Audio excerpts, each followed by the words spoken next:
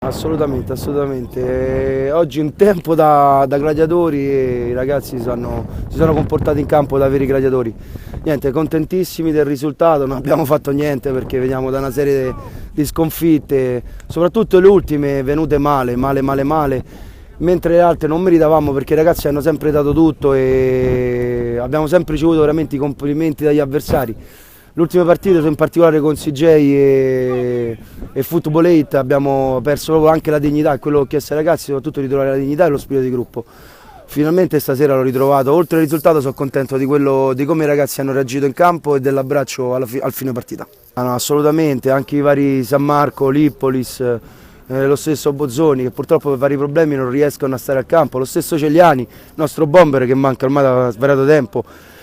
Purtroppo io l'ho detto anche ai ragazzi, all'inizio campionato ci siamo prefissati un obiettivo di guardarsi in faccia al girone di andata, alla fine del giro di andata e vedendo la posizione. E purtroppo la verità è stata solo che puntare alla salvezza, anche se io penso che con tutta la rosa al completo saremmo potuti stare soprattutto molto più in alto.